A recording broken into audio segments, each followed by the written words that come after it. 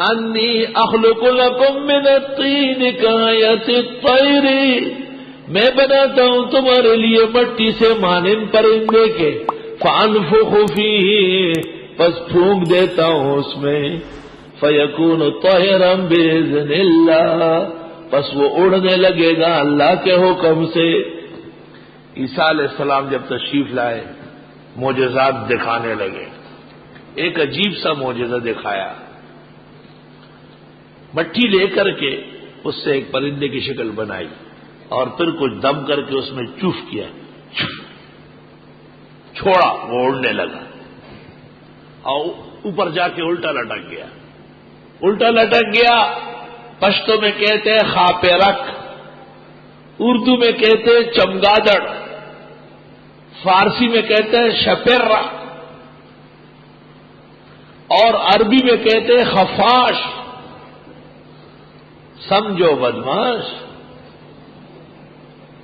پختو کے وہی خاپے رکھ، اردو میں کہتے ہیں چمگادڑ، فارسیان کہتے ہیں شپرہ، اور عربی میں کہلاتا ہے خفاش۔ انگریزی تمہارے اور امریکنوں کے حوالے۔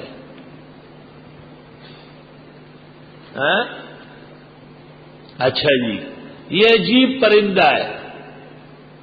انڈے نہیں دے سکتا، بچے دیتا ہے گائے بھینس کی طرح، ہنستا بھی ہے اور روتا بھی ہے، اور دودھ دیتا ہے بچوں کو، دودھ دیتا ہے، اور کھانے کا اور فارغ کرنے کا ایک ہی گلی ہے، راستہ ایک ہے، جہاں سے کھاتا ہے جب ہضم ہو جاتا ہے وہیں سے پھینک دیتا ہے، اور الٹا لٹکتا ہے،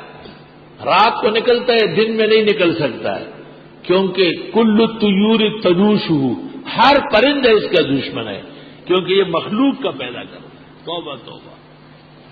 اضعف البخالی، کمزور ترین